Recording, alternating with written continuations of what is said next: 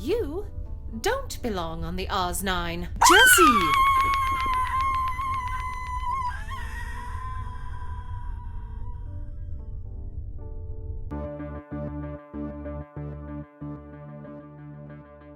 If space were a sandwich, one slice of bread would be all the shouting Jessie is currently doing in Maintenance Area 15, the other slice of bread would be the shouting Mr. Suthers and a collection of goons are doing in the storage areas deep below the offices of Gated Galaxies, and the roughly 245,000 miles between would be the pickled flounder tongue and egg salad salsa Joe just ate on a dare.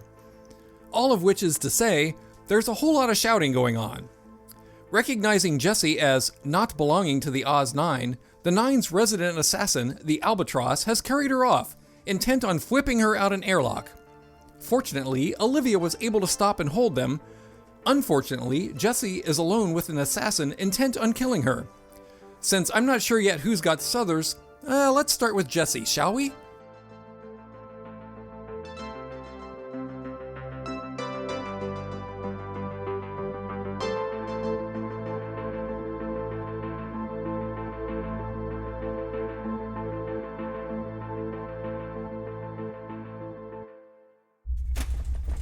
You just stay down there where you belong and leave me the hell alone! You might as well come down, dear. You can't stay up there all day. I'm game to give it a go. For a deadly assassin, you climb like a cow. Deadly assassin is redundant. I have to admit, that was an impressive Yurchenko vault to get up there. Did you see that pirouette off the shelving? I'd even get a 10 out of 10 from the South Korean judge on that one. I've still got it. You do indeed. And it'll buy you a few more minutes if that brings you any comfort. I've been on this ship about, 22 hours? And that time, I have yet to draw one breath that someone wasn't trying to take from me. I'm still scraping scorpion guts off my boots and mine out of my hair. Granted, the mime wasn't trying to kill me that I know of, but he left a whacking great bruise on my shin. And, did I mention, we bumped into each other when I was out in the bloody, bollocking, heavy black airness of space?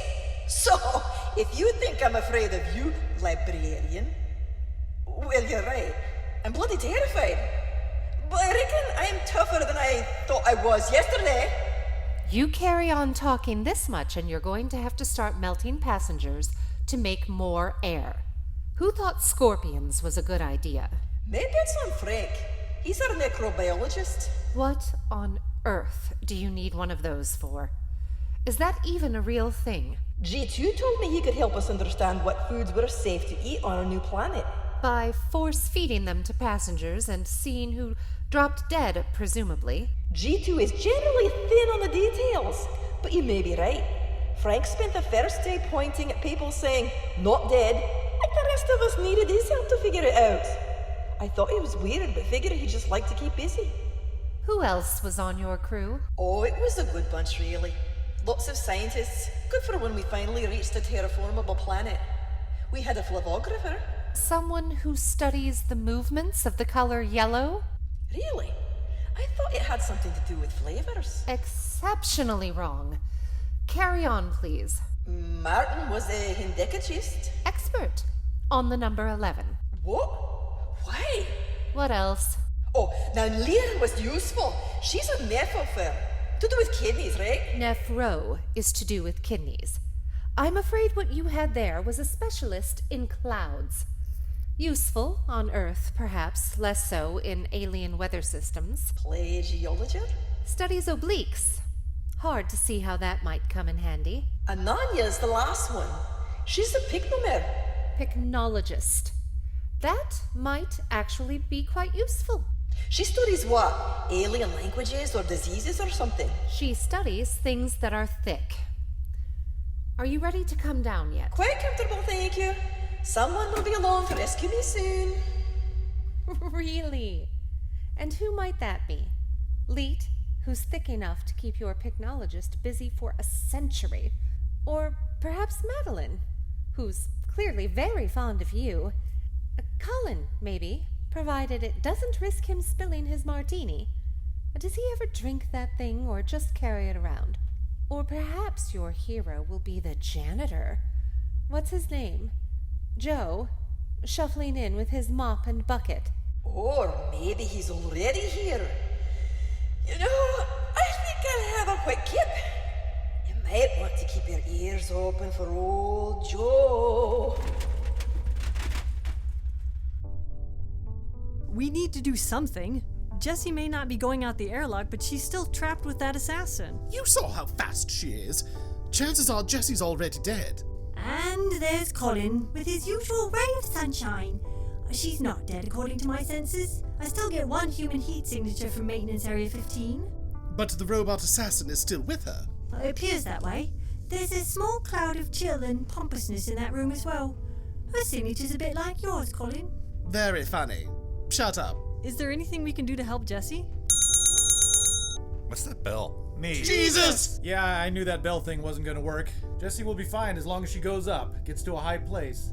Those maintenance bays are good for that. Lots of racks and shelves and high ceilings. What possible good could that do? Oh, Joe's right. Robots can't climb, everyone knows that. That's ridiculous. Ever seen a Dalek at the bottom of a staircase? Sure, lots. Ever seen one at the top? It's a safety mechanism in case the assassins go rogue. Gives humans a chance to get away. How do you know that? I found the manual for the assassins. Someone used it to prop up one of the tables. Let me see that. How the hell did you read this? What language is this? Low Saxon. I speak a little German. So Captain Hottie is safe? She's not a captain anymore, Leet. Just Hottie. I mean, just Jessie. As long as she stays up high and stable, Jessie should be okay. All the bots on this ship are anti-ascend, according to that manual. Hang on, Minnesota. Are you saying we can't climb? That would explain one or two things, like why all the tools and shelves are so low. I keep barking my shins on them. Might also explain our lack of fondness for apples and other tree fruits. Yes, absolutely. That and the fact that we're meringues. Machines. And yeah, there is that. But my point still holds. Can the anti-ascend be oatmeal? Sorry folks, not sure about that one. Peritonitis. Camouflage. Tweezers. I'm gonna go out on a limb here and say you're asking if it can be reversed? Yes. Haven't got that far in the manual yet, but I'll let you know. Are you drooling? Oh man. Oh no. It's 10W30. We gotta get him to a mechanic. Hang in there, Tater Top. We'll get you fixed right up. Just stay with me there. Stay with me. Olivia? Night to King 7. Oh, hello, Lee. Can I help you? Were you playing Monopoly? Ping pong, dear. What's happening? Emily's sick. Oh, all right then. What do we do? We're doing something then, are we? Well, you can lay him on the floor, twist his head around 360 degrees, and bang 3 times really hard on his chest plate. Will that help? No idea. I just don't like him. Olivia, come on. We're already down half our engines. We need him. The ligature was lost, and so the deed could not be done. He's delirious. He's a machine. He's malfunctioning. He's talking about typography. When 2 letters are so close together, they form a single new glyph called a ligature. We use it in creating logos sometimes. We've got 2 assassins on board, and you think when he mentions a ligature, he's talking about corporate branding? He's just babbling. It probably doesn't mean anything. Who lost the ligature, Emily?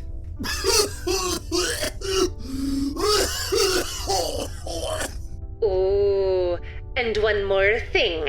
Hey, the cinnamon roll lady is back. Oh, I forgot to mention. Someone tried to strangle me the other night. Clumsy idiot. Came at me from the front, all grrr and scowly, and wrapping his gated Galaxy souvenir tie around his fists. Fortunately, I was wearing my 8-inch Christian Louboutins, and he went home with an extra piercing. So, watch yourself, and wear sensible shoes. Idiot.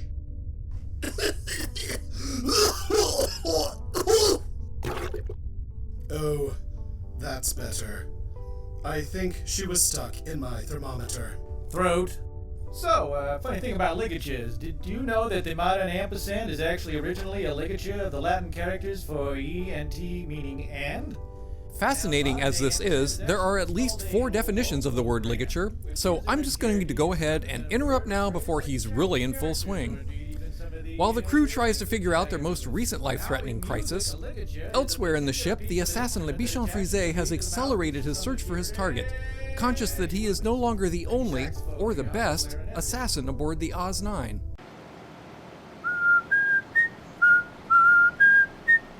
And who might you be, monsieur? Oh, beg pardon, madame. Your part is a little crusty. Suivant. Alors, you have a very long and dull name. Perhaps you would like to be relieved of the burden of such a very long name, huh? Ooh, that was actually quite good. I shall write this down and use it again on an awake person.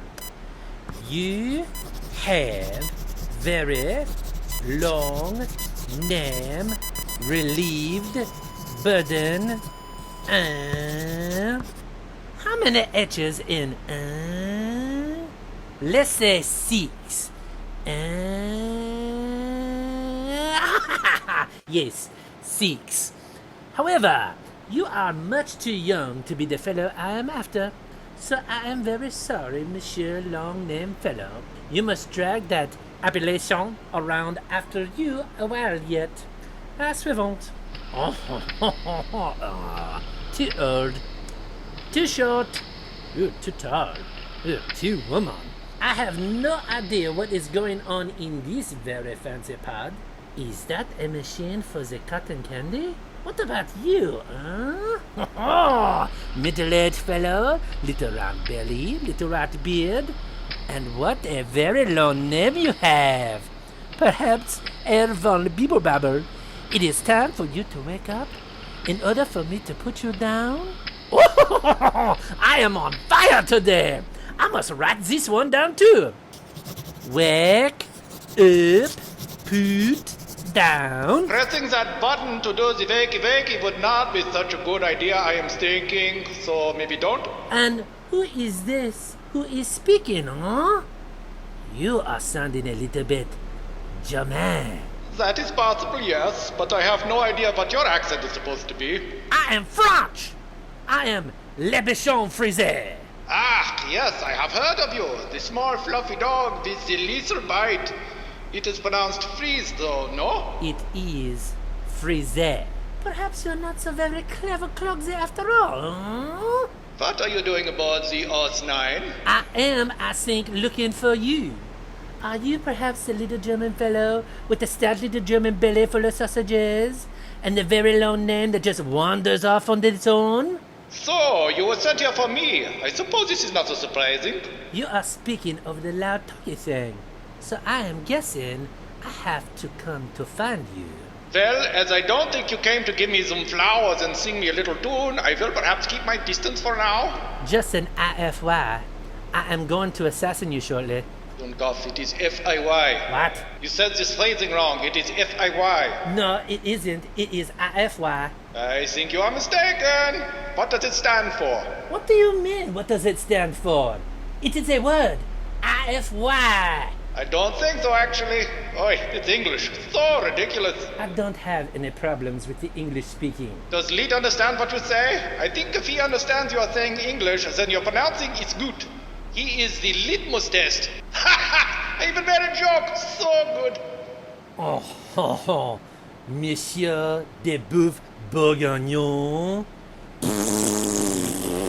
I have stuffed smarter things into cabbage rolls. Wait. Actually, I once assassinated a macro neuro rocket physicist something and made him into tiny little pieces and stuffed him into cabbage rolls. So this is not the best example. I have worn smarter jackets. No, wait.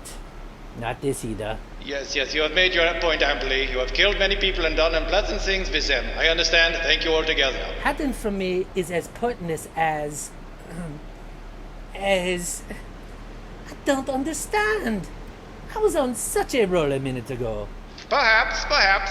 But hiding buys me some time, you see. So while I wait for my assassin to get to you, perhaps you would tell me why you are hunting me like the rabbit. Because it will make me very, very rich. I think so very rich, you will be my last assassin. Oh, well, it's an honor. But you misunderstand my question. Who is it who will give you so many riches for mine head? I cannot tell you that. Yeah, so no faith in your skills, eh? This is sad. When we are only concerned, we can no longer perform. About what are you talking? I am at the tippy top of my field. That is perhaps not quite right. Not anymore. Oh, poor fading fellow. I can assassinate people before la petite déjeuner without shuddering a perspire. You know, I have a very good English idioms dictionary. I will borrow it to you if this is helping. When I am done with you, this ship and all the little people in the little glass houses with the little mustaches and the little silly shoes and the cotton candy and the very long names, they will all die together in the greatest assassinine of all the times! Yes, that's very nice. Well, since you won't tell me who the real killer is, I must only think you are afraid and I will escape you and tittle-tattle. No one escapes Le Bichon Frise. Currently there's an entire crew room full of not particularly clever people who have escaped the Bichon Frise. Perhaps this is why you are feeling not so fresh and confident. Fine! I will tell you, and it will be in your brain when you die. It was Monsieur Swatters! Ho ho! Oh, that is very funny. Oh goodness, how the world turns even when you are no longer on it. Hello? Hello? Are you there, little funny man? Hello? Where have you gone, you little German air? Hair like rabbit, hair like German man. Oh, my clever is back. Woo, I must write this down. Oh, merde. So, the assassin was just attacked by a bunch of zombies? Seriously? Nope. Not even gonna narrate this. I'm not kidding. This is ridiculous and I'm not narrating it. Bugger off. And finally, there's ligature, in the sense of something used to tie or bind tightly. That can be a good thing, as in surgery, for tying off a blood vessel, for example, or less good when used as a strangulation device, as the Gated Galaxy souvenir tie in the little lady's example there. Oh, yeah, no, makes sense. I wonder what Le Bichon Frise's going rates are. And does it cost more or less to kill something that's inorganic to start with? I'll pitch in a 20. Maybe we can solder them to the outside of the ship until we need them. I rather fancy dragging them behind us like a string of tin cans on a newlywed's car. Oh, that's strange. I thought it was interesting. Who knew use of the word ligature peaked in the late 19th century? Shut up. A lot. What's strange, Olivia? I mean, in addition to everything. Pod Bay 77. All the pods on the primary level just popped open. That's over 100 passengers milling about. What, condition are they in? I think the monitoring systems are still functional in that area. Shall we take a look? Oh, let's not. Is that where Captain Hottie is? And Jesus! Yes. Jinx, you owe me a Coke. Jessie is in maintenance area 15. They're not far apart. They're quite a long way apart, actually. Nearly half a mile is the zombie shuffles. And that's it. Really, I'm done. No more narration. Y'all can just fill in the blanks on your own. We need to go get her. We could use the Albatros on our side. Is there any way to convince her that Jessie isn't a threat? Hello? Hello? Can you open the door, please, my friend? Very très rapide. What the hell? Olivia, you got a camera on the hallway? 1 second. There you are. Ooh, that's unfortunate. What's going on out there? Who are all those people? And why are they so very well dressed? I know we did not start our relationship on the foot of choice, but perhaps you could open the door and we can discuss our options. Oh? Open the door, he's in trouble. He's an assassin sent to kill us, surrounded by zombies who want to kill him. What part of that says open the door to you? I am needing some assistance. I have absolutely no idea what to do right now. Yeah, this feels kind of like a let nature take its course situation to me. I'm seeing the wisdom of that. Well, thank you for your support, Elizabeth. It's Emily, actually. Apologies. Not at all. Come on, you can't just let him die out there. I have the information. Big, important information. We do have a lot of questions. Fine. Alright, Leet, Joe, Colin, grab one of those big tablecloths. Olivia, you open the door for only as long as it takes for Bichon Frise to get in. Then shut it quick. Boys, get that tablecloth over him in a hurry and wrap him up tight. It might at least buy us some time. Everybody ready? Just one thing, if I may there. What? I'm just darn certain it's Frise. I'm going to intentionally fly this ship past a magnetic planet and watch it suck you out through the hull, leaving a two-headed, no-armed hole in the side of my ship, and die smiling. Everybody ready? Ready. Hello, Fox. Welcome to the hen house. Please mind your manners and don't eat your hosts.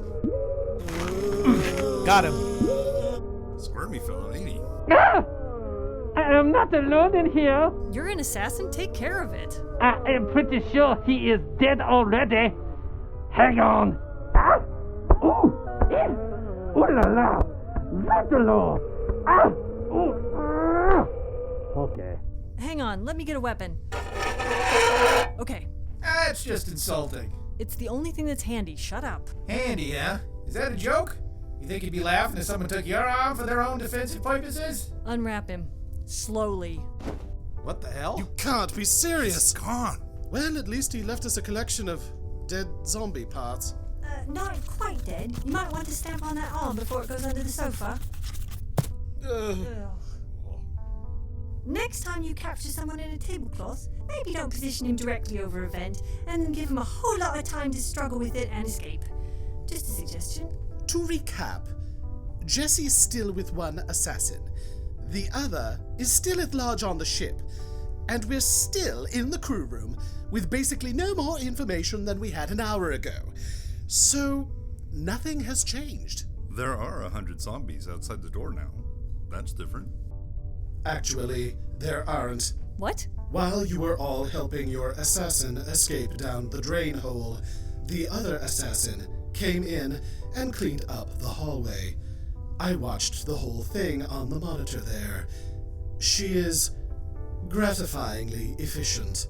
Hey, did a good thing just happen? Was that like our very first good thing? I have a strange and unfamiliar feeling right now. Does it feel sort of tingly? A bit.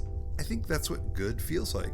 It's been a while, so I don't really remember. Oh, thank you for your assistance, little rabbits. I will see you soon.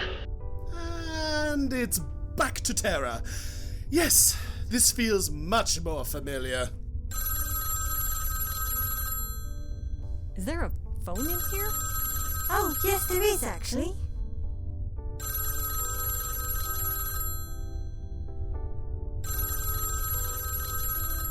Any chance you might answer it? Any chance it's good news? Probably not, but could you answer it anyway? Righty-ho. Hello? Hello? This is Donna. Any chance I could speak to, hang on a second. It's a long one. Dr. Von Haber-Zetzer? I think someone down here might be trying to kill him. I've got some information that may help, though.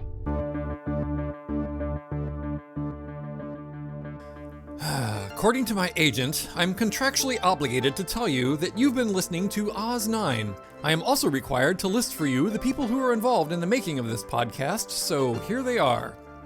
Aaron Clark is Le Bichon Frise. June Eubanks is the Albatros and Glenda.